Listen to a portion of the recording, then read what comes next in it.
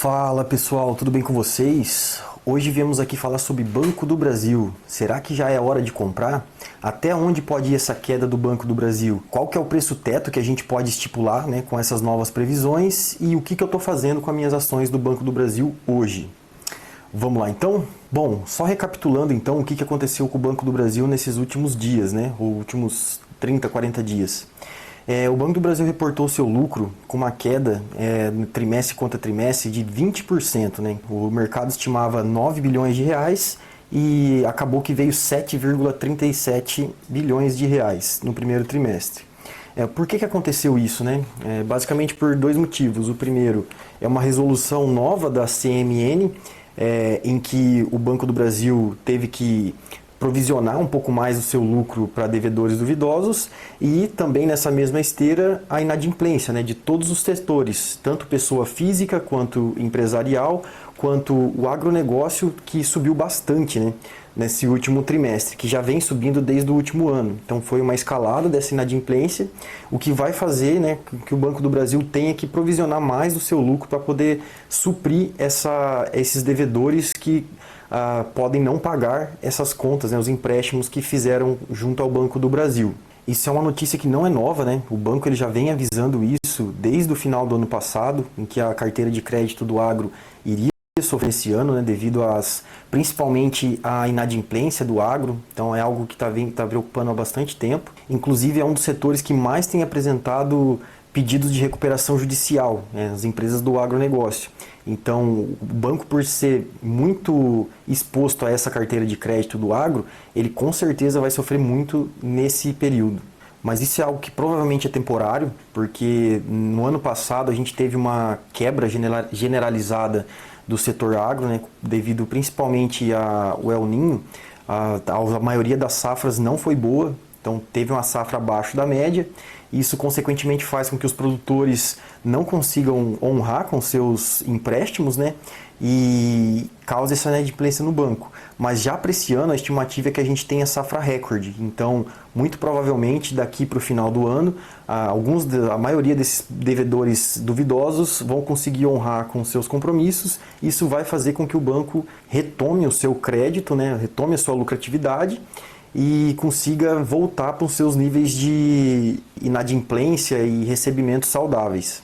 Bom, aqui algumas notícias mais novas do Banco do Brasil. O Itaú cortou o preço-alvo no Banco do Brasil, então ele está estimando que o Banco do Brasil vai ter uma queda de lucros de 30% no seu lucro, e estima que vai chegar a 25 bilhões nesse ano. Então é uma queda muito grande. Ano passado estava chegando a 38, 39 bi, e esse ano a estimativa é que chegue a 25 bilhões. Eu acredito que essa estimativa está um pouco abaixo.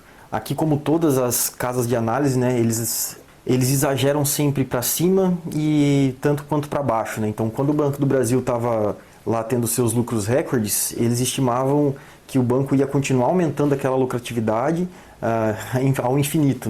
E agora que o banco começou a apresentar alguns problemas, eles também extrapolam essa lucratividade a menos, o que está causando toda essa queda. Bom, essa previsão que saiu agora do Itaú é a menor de todas as casas de análise que a gente viu até agora. A expectativa é que ele distribua só 30% dos lucros, e não 40%, 45%, que é o que está no guidance do banco e o que a gestão vem batendo em cima que vai cumprir. Consequentemente, a distribuição de dividendos também será menor. Então, a gente vai fazer daqui a pouco uma projeção de dividend yield, de preço teto, estimando essa previsão do Itaú e ver quanto que seria o mínimo que o banco conseguiria pagar, em cima dessas projeções do Itaú. E também vamos fazer umas projeções um pouco mais medianas, digamos assim, entre as médias do que o mercado está prevendo, para que a gente consiga ter um parâmetro. Mas a gente só vai conseguir saber com exatidão quanto que o banco vai conseguir pagar de dividendos assim que sair o resultado do segundo trimestre e a gente conseguir ter um panorama melhor de como que foi esse segundo trimestre do banco.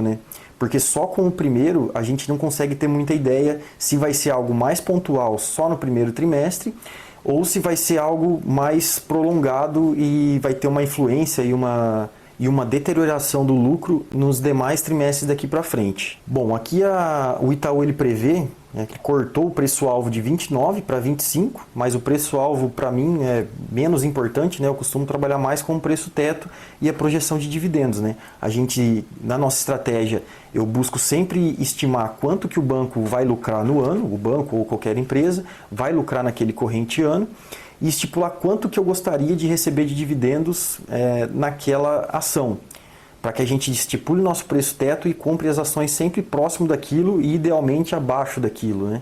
Bom, para que a gente consiga fazer a nossa projeção de dividendos, nós precisamos primeiramente encontrar quantas ações existem no Banco do Brasil, né, em circulação. Então vamos pesquisar aqui. Banco do Brasil, aqui na página da empresa no Investidor 10, a gente em empresa, encontramos aqui número total de papéis, valores detalhados. Então essa aqui é a quantidade total de papéis do banco. Copiamos esse número. Bom, aqui na nossa planilha, então nós substituímos na quantidade de papéis a quantidade de ações que o banco tem.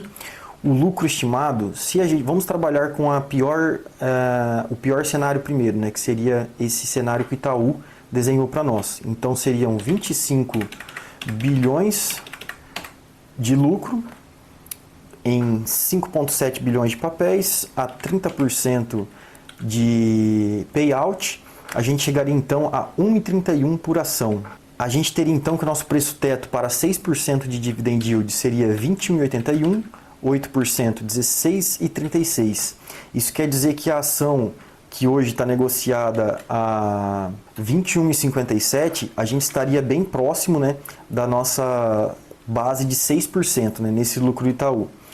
Bom, esse seria o pior caso, né? E qual seria um caso mais intermediário? Vamos supor que o banco consiga entregar, em vez de 25, 28 bilhões, conforme a previsão da XP fez para o banco há uns dias atrás. E ele consiga, em vez de entregar 30%, entregar 40%. Então a gente teria 1,95 de dividendo por ação. Esse aqui é o meu cenário mais provável. Bom, então hoje o preço teto mais adequado que eu vejo seria esse, né? Com um lucro de 28 bilhões, payout de 40% e um dividend yield por ação de 1,95. Então hoje o preço da ação ela estaria muito próximo do nosso preço teto para 9%, né? De 21,71. E o que eu estou fazendo com as minhas ações do Banco do Brasil hoje? Hoje eu prefiro aguardar mais um momento, né? Esperar até que os lucros do segundo trimestre venham a ser apresentados para a gente entender melhor se foi algo mais pontual no primeiro trimestre ou se vai se prolongar para os próximos trimestres, né? Para que a gente consiga entender qual que vai ser o lucro que o banco vai conseguir entregar nesse ano.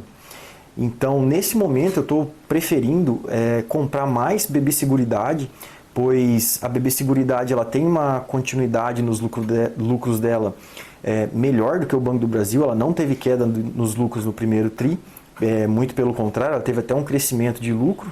Então, e mesmo assim ela vem caindo nas cotações. Então, nesse momento, eu estou optando por comprar BB Seguridade. A gente vê aqui o Banco do Brasil caiu nesse momento 26% do seu topo, né? Se a ação chegar a apresentar uma deterioração, né, uma diminuição do seu lucro em 30%, igual a XP o Itaú vem projetando, a gente pode ver as ações chegar até os 20, talvez até menos, R$18, né? Ela pode chegar nesse momento. Já a BB Seguridade, ela não teve uma deterioração do seu lucro, igual o Banco do Brasil, e mesmo assim ela vem caindo 16, 17% até esse momento. Então, eu acredito que a BB Seguridade vem se apresentando uma melhor opção nesse momento, enquanto o Banco do Brasil existe uma camada maior de incerteza, mas vale lembrar também que é nesses momentos de maior incerteza do mercado que a gente consegue comprar os melhores papéis pelos melhores preços. Então vai muito do que você pensa como estratégia. Eu pretendo aumentar a minha posição em Banco do Brasil também, mas prefiro aguardar ele chegar mais próximo dos R$20 ou a gente ter uma visualização melhor de como vai ficar o lucro do banco para os semestres seguintes. Bom, nesse momento a BB Seguridade representa a segunda maior posição da nossa carteira, né? Representando 8,41% da carteira. E o Banco do Brasil 7,93%. Estão bem próximas as duas posições. Mas o que eu vou continuar aportando no momento seria BB Seguridade e aguardar um pouco mais para entender o que é que vai acontecer com o Banco do Brasil, para que a gente possa voltar a fazer os nossos aportes no banco. Bom, pessoal, lembrando vocês que isso não é uma recomendação de investimentos, essa aqui é a minha carteira, com a minha estratégia, e eu estou aqui mostrando o que eu estou fazendo com o meu dinheiro.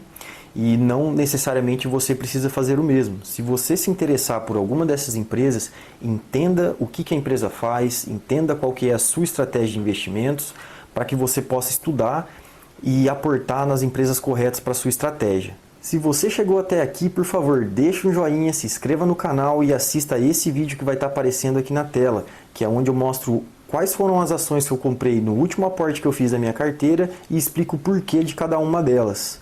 Beleza? Valeu, pessoal!